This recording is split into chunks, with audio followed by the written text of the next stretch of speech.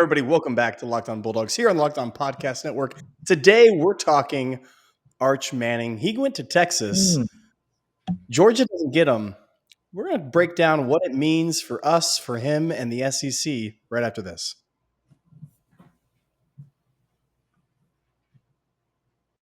You are Locked On Bulldogs, your daily podcast on the Georgia Bulldogs. Part of the Locked On Podcast Network, your team every day.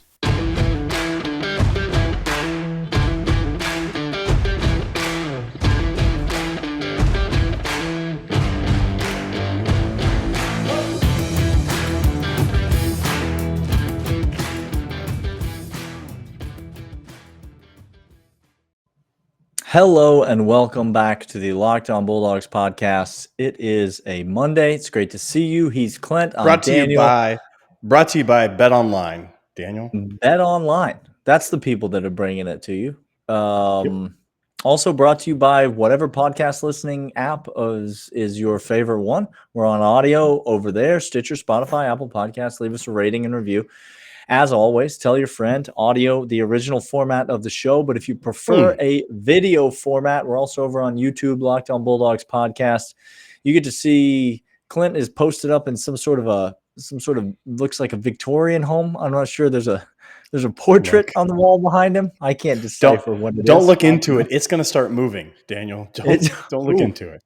No matter where you go, its eyes follow you across the room. As Clint said, we are talking Arch Manning, and the commitment news came out last week. He is, in fact, going to Texas, choosing the still Big 12 school, I guess, for another minute or so. I don't know. For a hot minute. Over the two SEC schools, Alabama and Georgia. A lot of people thought Georgia had this. A lot of people thought he was a heavy Georgia lean.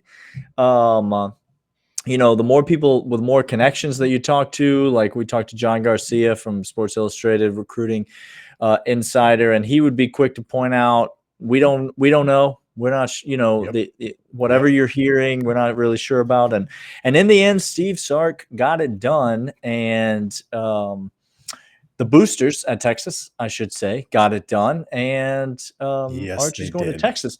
So let's talk about what it means for Georgia, Clint, first and foremost. I'll let you go first. Here's what it means for Georgia. We're going to talk about this on later in the week. We're going to talk about our current quarterback room situation, okay? But here's what it means for Georgia. Give us a little preview. Give us a little preview, if you will. One, it means that we're going to have 3 quarterbacks who are on the roster stay on the roster for the next 3 years. That's what it means. Stetson's going to move on. We're going to get somebody else. But it means that Georgia is going to roll with who we have. I think it's a little late in the game to try to make a push. And maybe some people are talking about maybe a quarterback out of California or something like that. I don't know. I think it's going to be the next cycle that we come back with a quarterback. But what it means for Georgia is we're rolling with what we currently have. Kirby and company were all in on Arch, as they should have. As they should have. You. Now, Bama pulled out on this real quick. They knew they weren't going to land him. They went with another kid. They signed him, and they said as such. But what it means for Georgia, guys, is that we were in the conversation for a Manning, and he went to Texas. We're going to talk about what it means for Texas and why he did so. But it means that, again, the narrative of Todd Monken and Kirby Smart and Georgia being a run first, yada, yada, yada, is busted because we were in the top 2 for the number 1 quarterback in the entire nation. I know we didn't land him, and we swung and missed. I'm not trying to paint this as rosy when it's not. But what it means for Georgia is we're a definitively different program. Is Arch a Georgia native? Nope.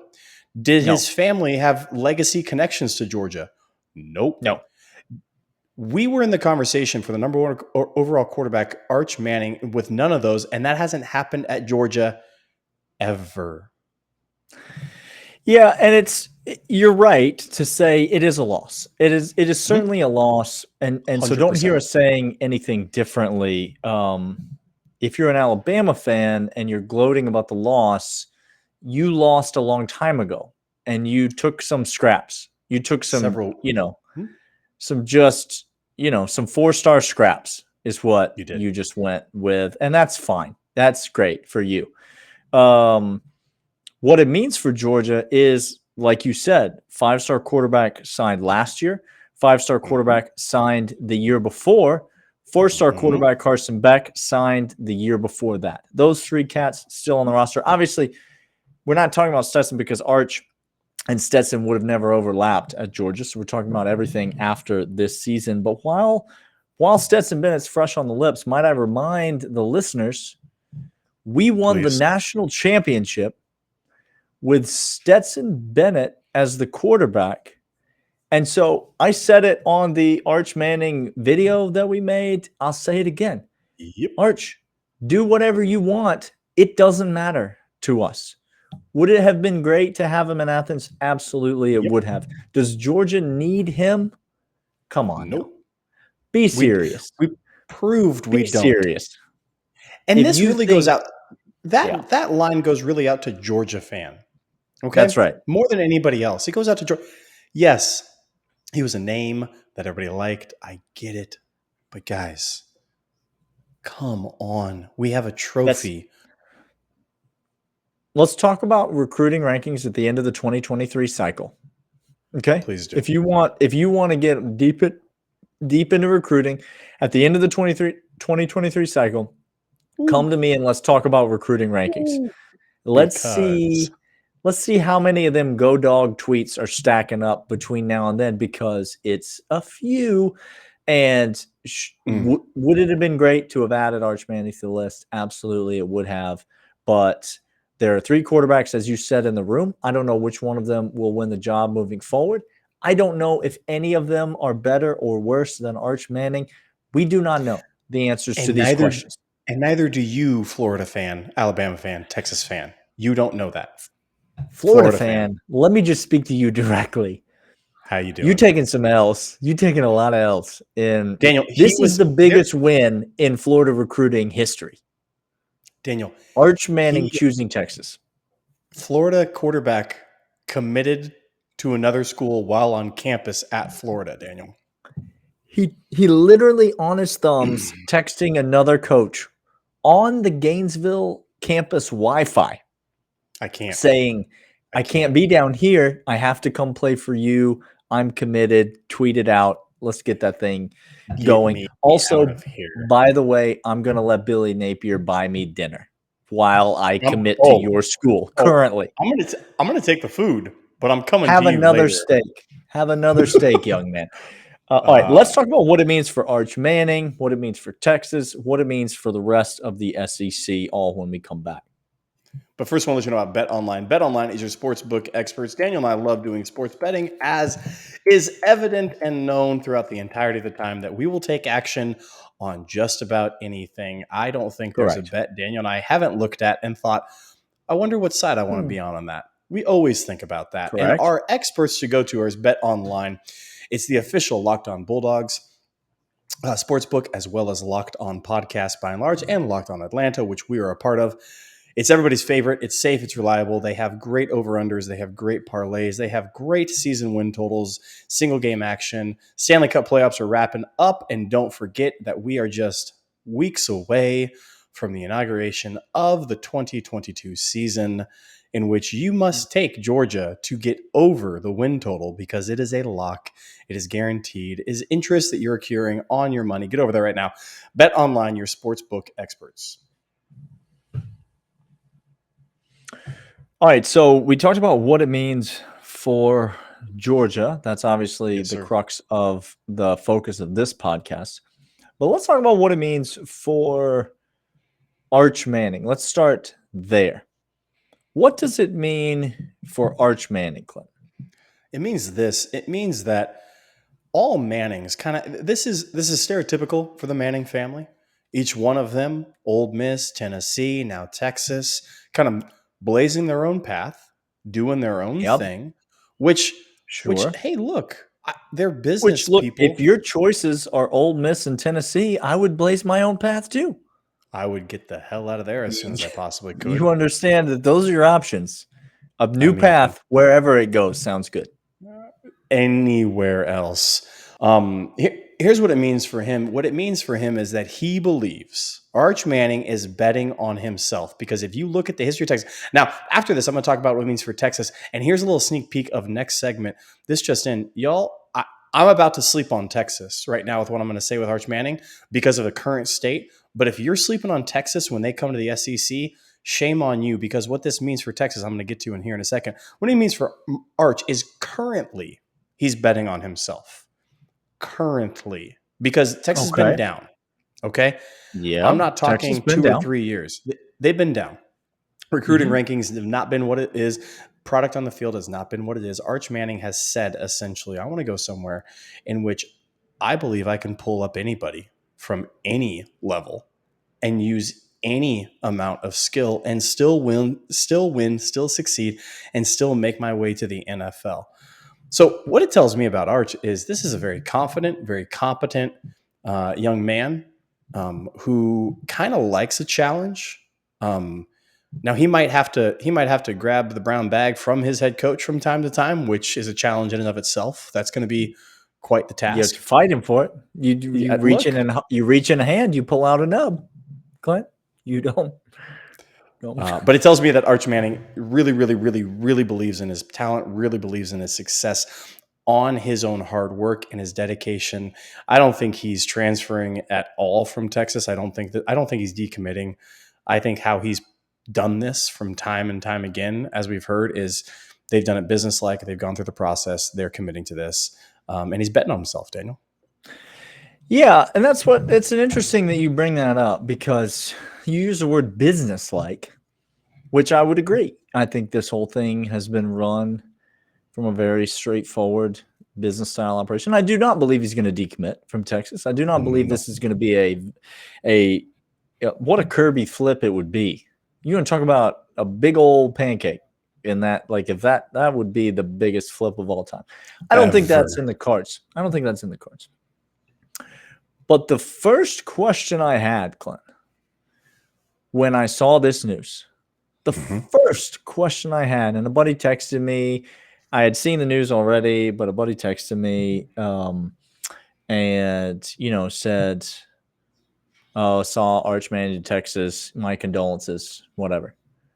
And I texted him back the first thought I had, which was, where do you think Arch Manning's going to play in his second year of college football? Because Interesting. Do I think the kid's got confidence and he's betting on himself? Yes. Do I think he can make it to the NFL and be the number one draft pick in the NFL draft? Yes, I do. Do I think that's enough for him? Now, that's an interesting question. Ooh. Do I think being the number one pick in the NFL draft is enough for him? Do I think he believes that he can elevate Texas to a title contender himself? Yes, I do. Yep. Do I think that a lot of 18-year-old kids believe a lot of things that are simply untrue? Bulletproof at 18. Untrue. So you ask me, what does this mean for Arch Manning? It means 1 year of 9-3 football at the University of Texas, and then a very important business decision is going to have to be made. And college football, as you may have heard, is a business. And these student athletes are businessmen now. Yes, and they make these kinds of transfer portal decisions all the time. And so let me just tell you, do I think Kirby is going to flip Arch Manning? No, I do not. Do I think this is the last time Kirby will be recruiting Arch Manning? No, I don't. I do not. Does he start year one, Daniel? Yes. Does he start year one? He starts year one. Quinn Ewers is going to make a great quarterback at Miami. He is going to make a wonderful quarterback at the University of Miami. Him and Tate are just going to be following a very similar path. Very, very similar path. Yeah, he's going to start year one, and they're going to go 9-3, and then he's going to transfer. So that's a very interesting take. I like it.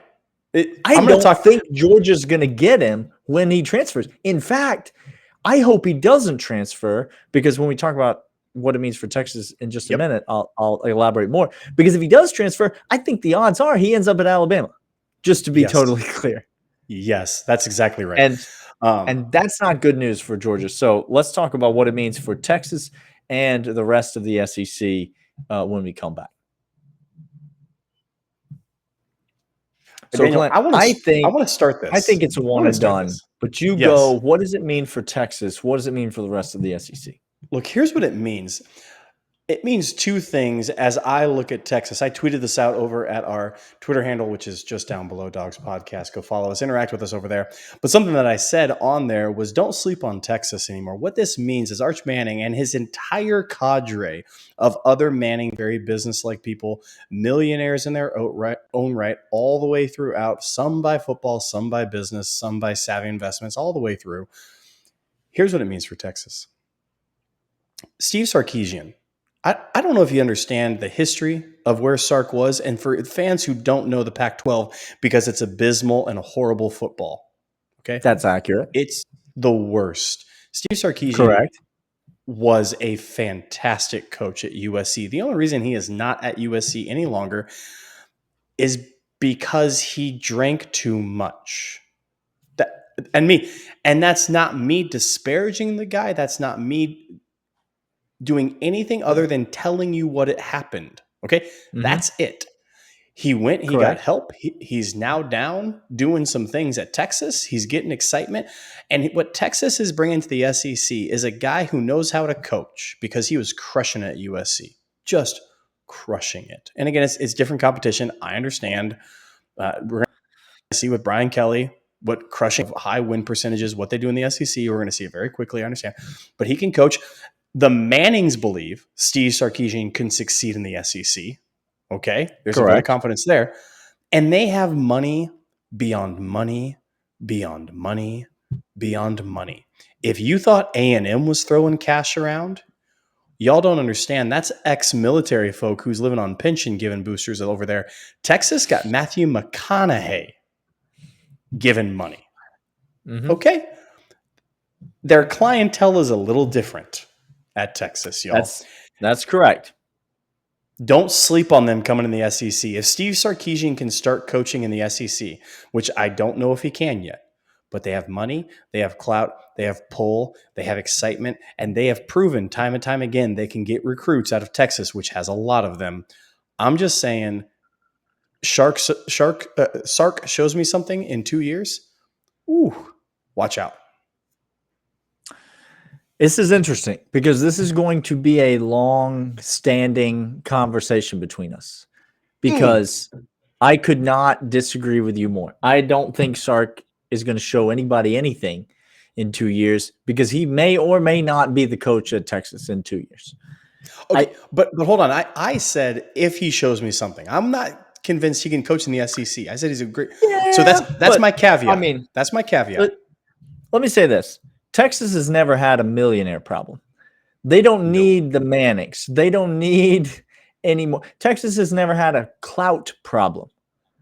Texas has a culture problem and a coaching problem. That's what Texas has had.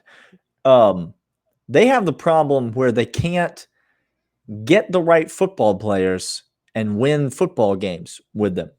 Do you know what this feels like to me?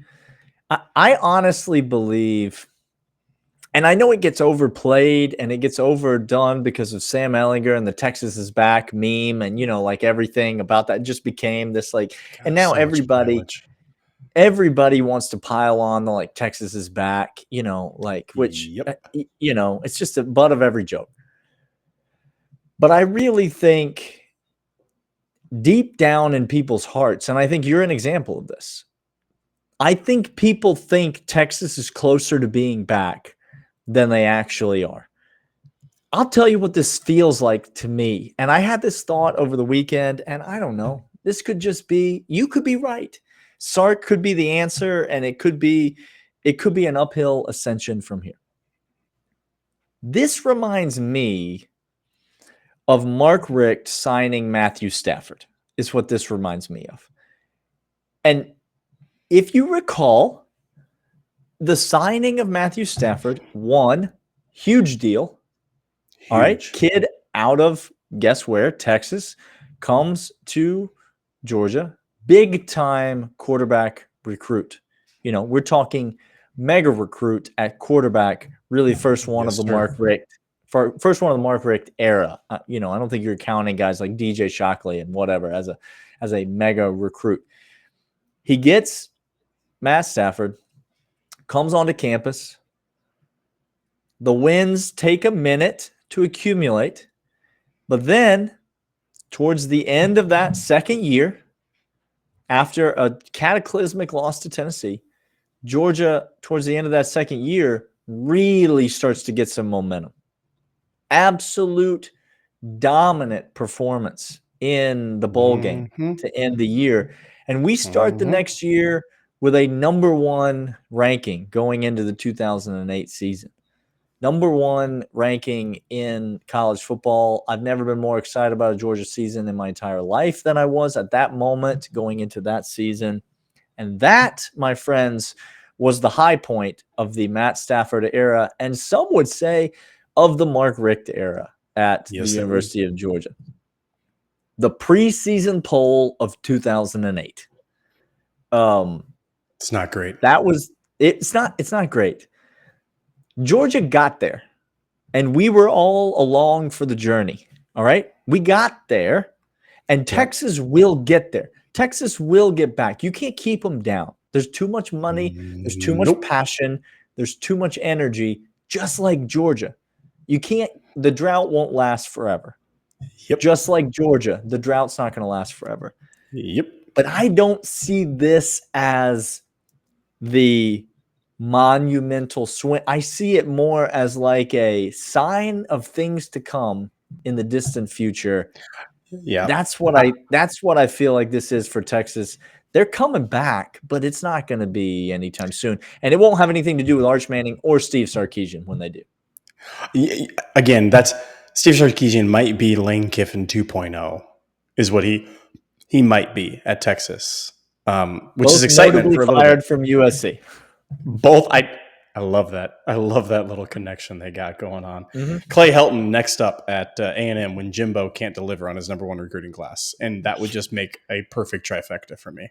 Jimbo then goes to Arizona State, I believe, is where the A&M coaches go when they're finished. Yes. And the USC coaches come to – okay. Well, we'll figure out. We'll draw a diagram. We'll map it all out for you. All right. We'll do the bingo set a little bit later. He's Clint. I'm Daniel. We will be back later this week to talk about the Georgia quarterback room.